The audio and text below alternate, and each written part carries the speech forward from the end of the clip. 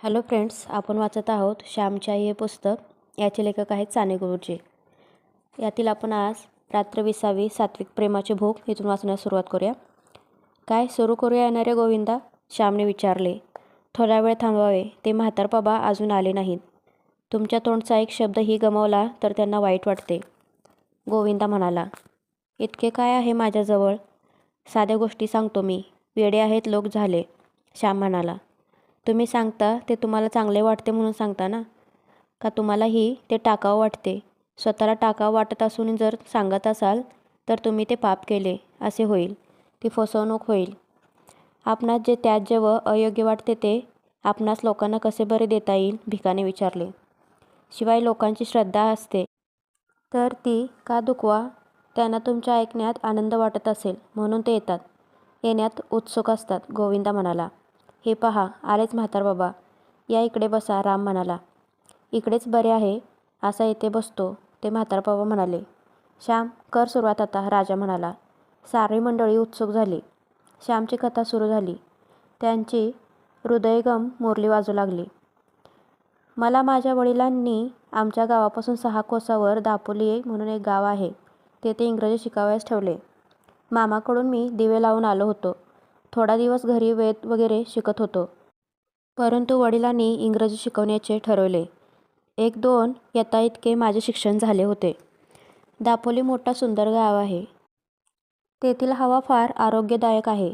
तेथून समुद्र 4 कोस दूर आहे. दापोलीस खूप मोठमोठी मैदाने आहेत. एकेकाळी येथे इंग्रजांची फलटण होती, म्हणून दापोलीस कॅम्प दापोली असेही म्हणतात.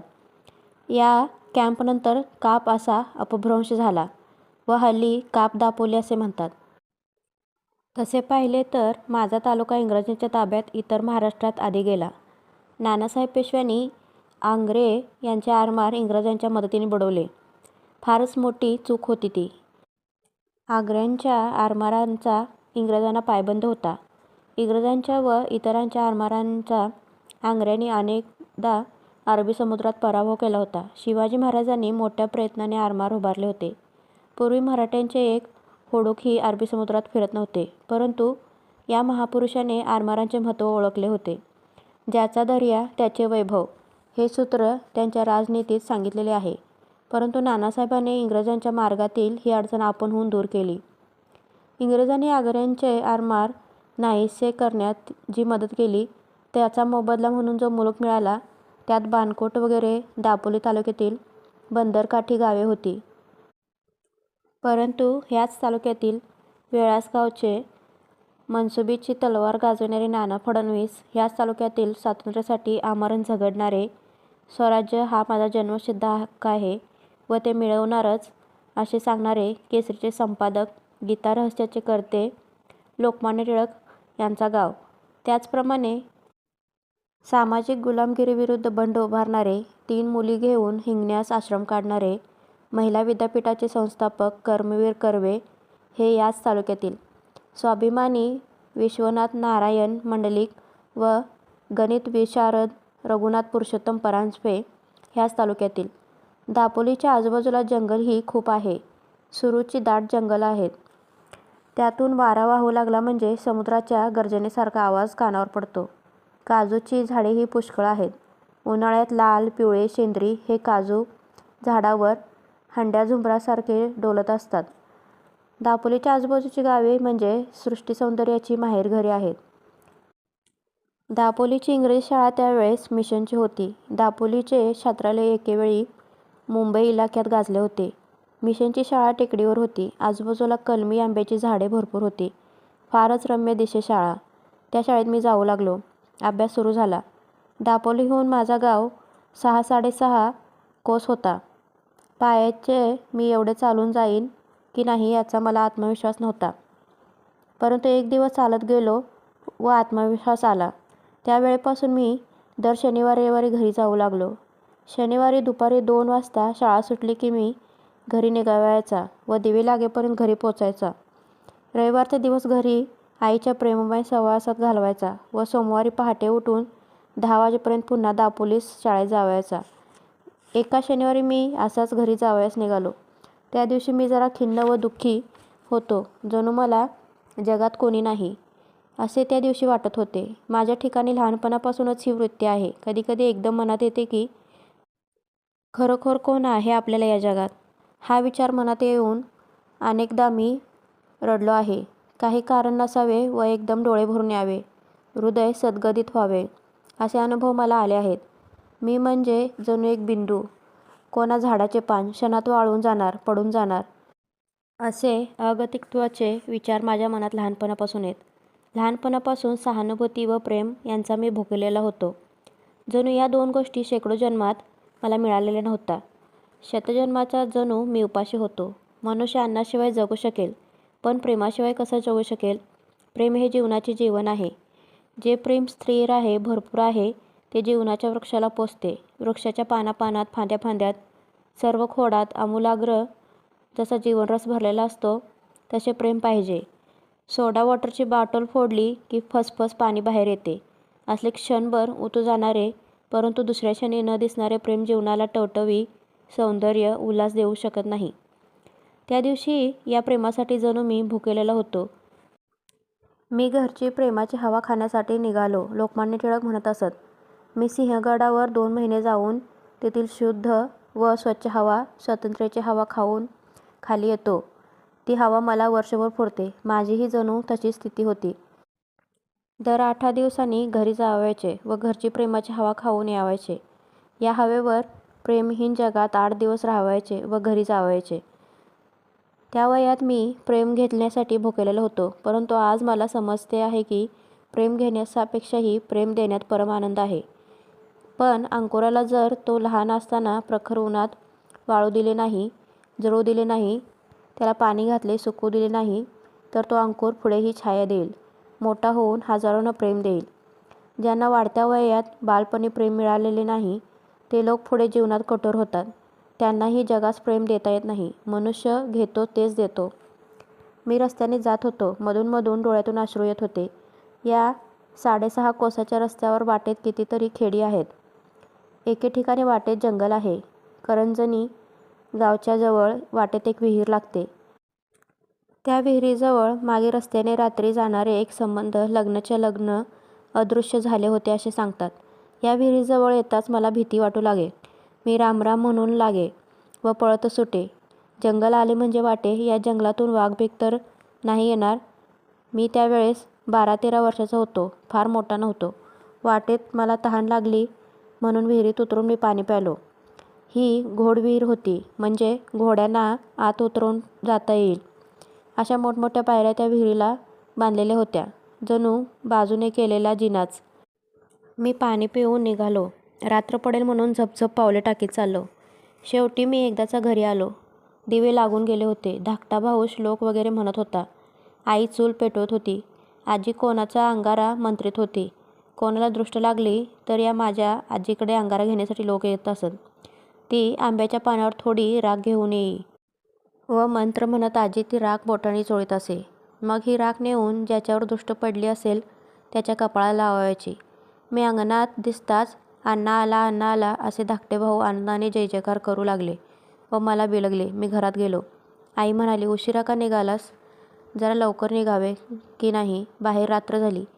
मी म्हणालो, माझ्याच्याने चालवतच नव्हते. जणू गळून गेल्यासारखे वाटत होते. मग कशाला बरे पायी आलास? पुढे संक्रांतीस यावयाचे. आई म्हटले, आई मी तुला पाहण्यासाठी आलो. तू माझ्याकडे प्रेमाने पाहिलीस की मला शक्ती येते. ही शक्ती घेऊन मी परत जाईन. असे म्हणून मी आईला बिलगलो व रडू लागलो. आईलाही रडू आले व भावांनाही रडू आले. आईने आपले डोळे पुसले. तिने आपल्या पदराने माझेही डोळे पुसले. हे कडत पाणी घे व पाय धु. थांब, थोडे तेल लावते, मग वर कडत पाणी घे. असे म्हणून आईने माझ्या पायांना तेल चोळले. ती माझ्या पायांना तेल लावित होती व मी तिच्याकडे पाहत होतो. मला त्यावेळेस किती आनंद होत होता. त्यावेळेच्या स्थितीस आनंद हा शब्दही मी लावू इच्छित नाही. हा शब्दही कमी पडतो. ती स्थिती अनिर्वचनीय होती, पवित्र होती. मी पाय वगैरे धुतले व चुलीपाशी आईजवळ बसलो होतो. अण्णा गोष्ट सांग, नाहीतर एक नवीन श्लोक शिकव, असे लहान भाऊ मला म्हणत होते. इतक्यात वडील बाहेरून आले. ते कोठून तरी त्रस्त होऊन आलेले होते. मला पाहून नेहमीप्रमाणे त्यांना आनंद झाला नाही. ते काही बोलले नाहीत. बाहेर पाय धुवून आले व संध्येला बसले. का रे, संध्या वगैरे झाली का तुझी? त्याने मला विचारले. त्यावेळेस मी संध्या करीत असे.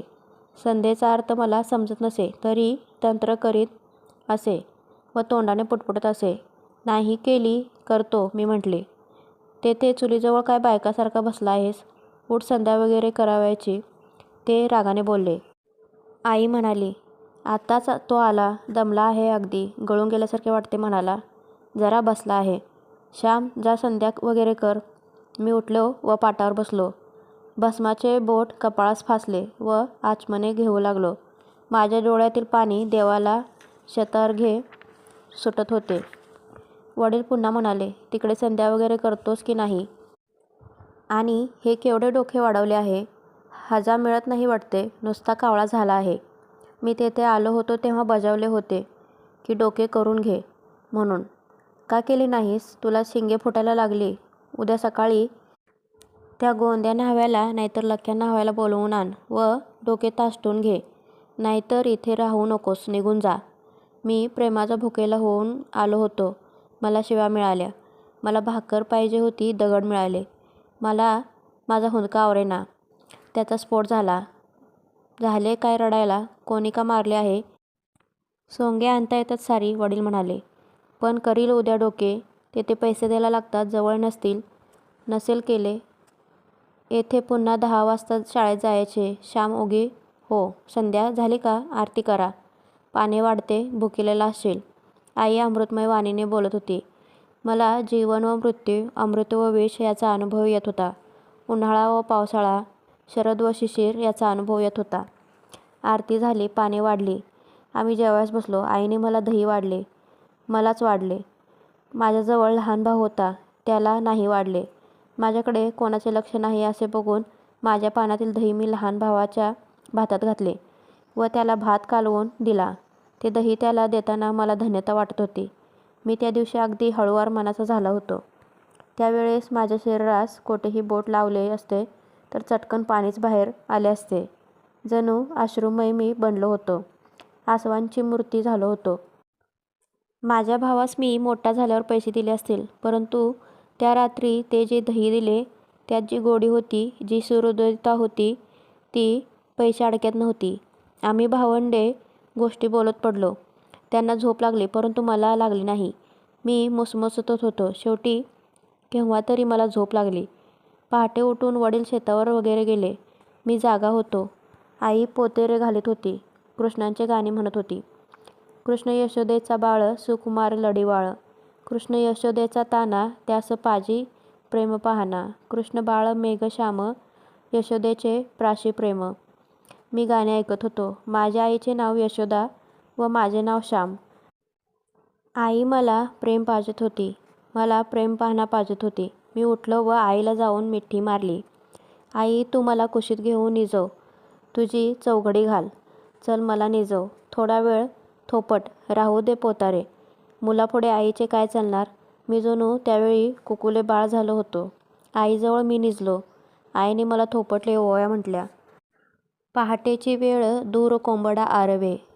परी बाळा झोपी जावे लहान तू, अंगाई. पहाटेची वेळ, वाजू लागली रहाट. बाळा तू रे पाळण्यात झोप घेई, अंगाई.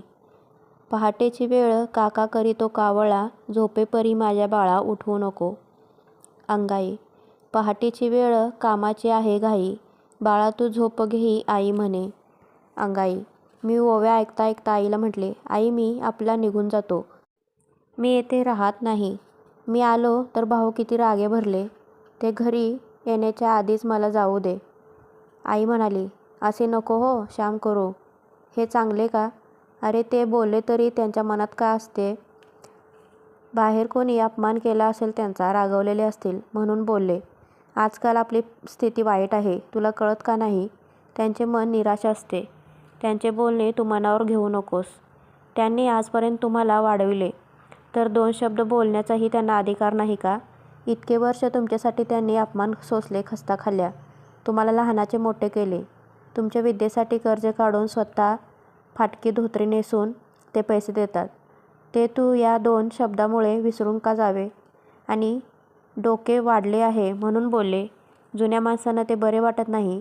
तुम्ही अजून लहान आहात म्हणून बोलले. उद्या मोठे झालात तर कोण बोलणार आहे आणि कोण ऐकणार आहे? आईबापांना बरे वाटावे म्हणून हजामत करण्यासाठी तू तयार नसावे का? आईबापाच्या धर्मभावना दुखावल्या जाऊ नयेत म्हणून इतकेही करू नयेस का? आई मला समजावत होती. केसात कसला आहे ग धर्म? मी म्हटले. आई म्हणाली, धर्म प्रत्येक गोष्टीत आहे. काय खावे, काय प्यावे यातही धर्म आहे. केस तरी तू का रे ठेवतोस? मोहच आहे तो. मोह सोडणे म्हणजे धर्म. मित्रांनो, माझ्या आईला त्यावेळेस मला नीट पटवून सांगता आले नसेल. परंतु आज मला सारे कळते आहे. प्रत्येक गोष्टीत धर्म आहे. ही गोष्ट आपणा आश्रमवासियांस सांगावयास नको. प्रत्येक गोष्ट विचारपूर्वक करणे, सत्य, हित व मंगल यासाठी करणे म्हणजेच धर्म. बोलणे, चालणे, बसणे, उठणे, ऐकणे, खाणे, पिणे, झोपणे, नहाणे, धुणे, लेणे सर्वात धर्म आहे. धर्म म्हणजे हवा, धर्म म्हणजे प्रकाश. आपल्या जीवास धर्माची हवा कोठेही गेले तरी हवी. मी केस ठेवीत होतो ते मी सुंदर दिसावे म्हणून. खरे सौंदर्य सद्गुणाचे आहे व स्वच्छतेचे आहे हे मला आज कळत आहे. त्या दिवशी मी वडिलांवर रागावून जाणार होतो, परंतु आईने मला जाऊ दिले नाही. ती मला प्रेम देई, परंतु स्तब्धही दाखवी. तिचे प्रेम आंधळे बावळट नव्हते. आई कामधाम करावयास निघून गेली. मी व माझे भाऊ थोडा वेळ आणखीन झोपलो. नंतर मी उठलो. न्हावायला बोलवून आणले. आमचा पडपणीचा न्हावी होता. पडपणीचा म्हणजे वर्षाकाठी न्हाव्याला ठराविक धान्य द्यावयाचे. मग वर्षभर त्याने हजामती करावयास त्या घरी जावयाचे. दिवाळीच्या दिवशी अंगाला लावावयास यावयाचे.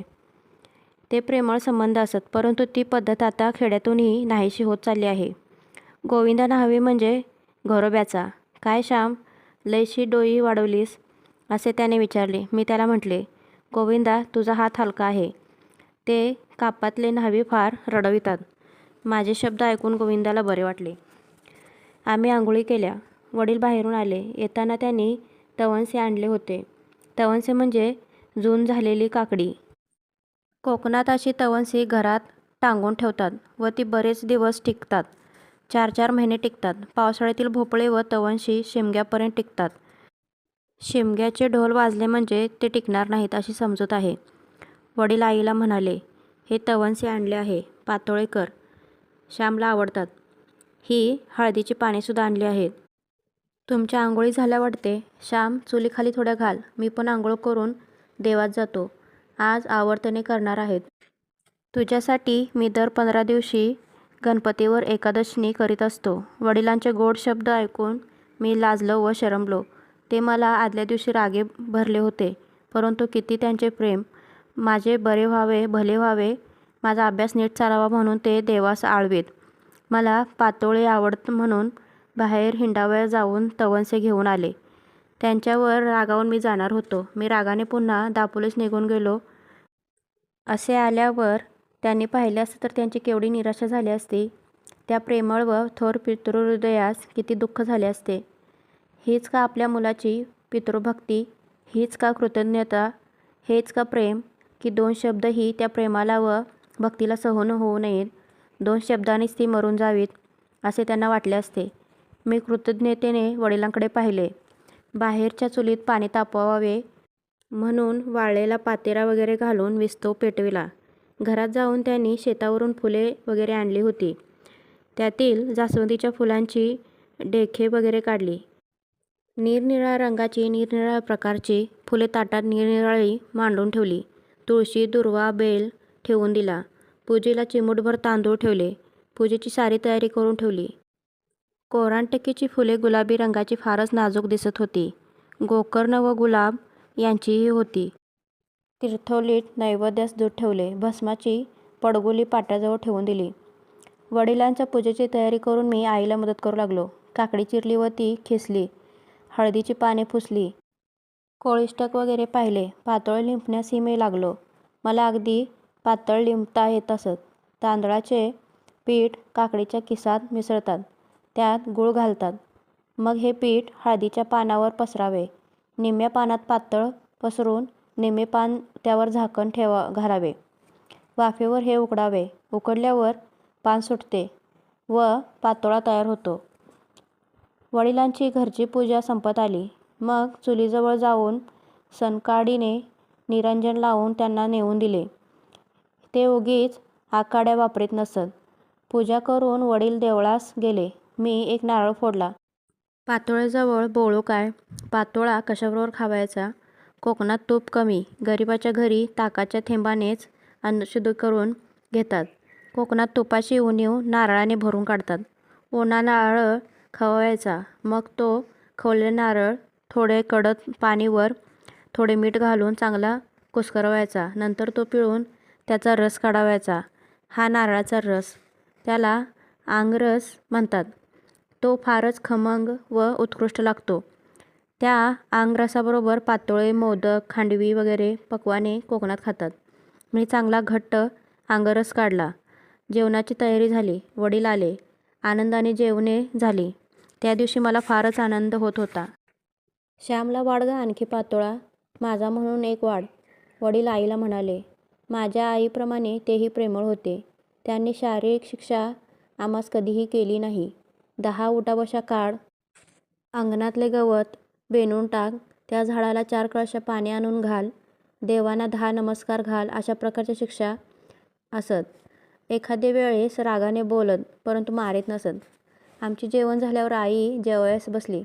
मी आईजवळ गोष्टी बोलत बसलो होतो. इतक्यात सर्वात लहान 5-6 वर्षाचा भाऊ आईजवळ आला व म्हणाला, आई जाऊ? कोठे रे बाबुल्या? मी म्हटले, आईला आहे माहीत, जाऊ का? त्याने विचारले. आई म्हणाले, जा, पण तेथे श्लोकबीक म्हणत बसू नको. हसत सदानंद निघून गेला. धाकट्या भावाचे नाव सदानंद होते. वडील त्याला त्याच नावाने हाक मारीत. आम्ही त्याला बाबुल्या असं म्हणत असू. मी विचारले, आई, करंदीकरांच्या झोपाळ्यावर का बसायला गेला? आई म्हणाली, नाही रे, त्याला परसाकडे जावायचे आहे. चावट आहे तो. परसाकडच्या वेळी परवानगी घ्यायला येतो. एरवी कुठे बाहेर जायच्या वेळेस काही नाही विचारायचा. लबाड कुठला. आणि तेथे ठाकुलीवर बसून मोठ्याने श्लोक म्हणत बसतो वेडगळ. मला हसू आले. बोलता बोलता आई म्हणाली, श्याम, तू आज गेला असता तर त्यांना किती वाईट वाटले असते. त्यांना अन्न गोड नसते लागले. घास नसता गिळवला. एखाद्या वेळेस त्यांना उचकी लागली किंवा हातातला घास खाली ताटात पडला तर म्हणतात, कोणी आठवण काढली, गजूनी की श्यामने? त्यांचे तुमच्यावर किती प्रेम आहे. श्याम, अरे मी अशी आजारी. मी नाही हो फार दिवस जगायचे. आता एकटे त्यांना सोडून मला जावे लागेल. त्यांना भाऊ बहीण कोणी पोसीत नाही. गरीबाला कोण? तुम्ही मुलगे तुमच्याकडे पाहूनच ते जगतात. तुमचेच त्यांना सुख. असे म्हणता म्हणता आईचा गळा दाटून आला. पुन्हा म्हणाली, श्याम, ते नेहमी म्हणतात की असतील बाळ तर फेडतील काळ, नाहीतर होतील काळ. तुम्ही काळ नका होऊ. जर काळ आला तर त्याला हाकलवून द्या. त्यांना सुख द्या. आईचे जेवण झाले. मीही तिला मदत केली. पाणी लावून पाट उचलले. पाटावर शेत वगैरे पडलेले असते म्हणून पाणी लावून उचलतात. पूजेची भांडी वगैरे उपकरणी जमवली व बाहेर घासाव्यास नेली. आईने भांडी घासली. मी विसळली. नंतर आईने ताकाची, दह्याची विरंजने कडक पाण्याने धुतली. सदानंदाची लहानशी कोंडुली धुतली. ती त्याच्यासाठी दूध विरंजून लावावे लागे. विरंजने धुवून तिने चुलीमागे शेकत ठेवली. दुधाने खाली विस्तव हवा का तिने पाहिले. याप्रमाणे आईची निर्वानिरव होत होती. आम्ही ओठीवर बसलो. वडिलांजवळ फऱ्यामऱ्याने आम्ही खेळलो. प्रत्येक वेळेस ते आमच्यावर सुकी काकडी लावीत. माझे सारे खडे मारा म्हणून त्याने उचलून घेतले. दिवस आनंदात गेला. आईने माझे धोतर फाटले होते ते ठिगळ लावून दिले. रात्री वडिलांनी सुंदर गोष्ट सांगितली. जेवायचे कोणालाच नव्हते. आईने ताकास फोडणी देऊन ताकतही केली होती. ती आम्ही प्यायलो. पहाटे आम्ही उठलो. मी आंघोळ केली. आईने भात ठेविला होता. उडदाचा पापड व मेथकूट तिने वाढले. भातात 2 तोंडलीही तिने टाकली होती. मला आवडतात म्हणून शेजारच्या जानकी वहिनीने ती दिली होती. माझे जेवण झाले. मी जावयास निघालो. आईच्या पाया पडलो. आता संक्रांतीचे हो. पाय फार दुखत असेल तर गाडी करून ये. एखादी भरतीची गाडी पाहावी. द्यावे 2 आणे आणि यावे. जप हो, असे आई म्हणाली. वडिलांना नमस्कार केला. श्याम, मी बोललो म्हणून वाईट नको हो वाटून घेऊ. नीट वाग. अभ्यास कर, ते म्हणाले. नंतर मी दोघा धाकट्या भावास कुरवाळून निघालो. महारवाड्यापर्यंत वडील पोचवाव्यास आले. पुढे बेहळ्यापर्यंत आले. आमच्या गावाची हद्द संपते तिथे एक मोठे बेहळ्याचे झाड आहे. ते माघारी गेले व मी एकटाच चालू लागलो. आईबापाचे प्रेम मनात घेऊन मी रडत चाललो होतो. मी दापोलीहून घरी गेलो तेव्हा प्रेम मिळावे म्हणून रडत होतो. आता परत जाताना प्रेम भरपूर मिळाल्यामुळे हृदय भरून येऊन रडतच जात होतो. सुखाचे अश्रू व दुःखाचे अश्रू. वाटेत एक वाटसरू मला म्हणाला, "का रे मुला रडतोस? तुला कोणी नाही का?" मी त्यांना म्हटले, "माझे आईबाप आहेत. ते तुझ्यावर प्रेम नाही का करीत? तुला घालवून लाविले का त्यांनी?" "नाही, ते माझ्यावर फार प्रेम करतात म्हणून मी रडत आहे. त्या थोर अपार प्रेमाला मी लायक नाही म्हणून मला वाईट वाटत आहे. त्यांच्या प्रेमास मी कसा उत्तराई होऊ? खरेच कसा बरे उत्तराई होऊ या विचाराने मला रडू येत आहे." विचारणारा वाटसरू माझ्याकडे कृपाळूपणे पाहून निघून गेला. मीही जलदीने चालू लागलो.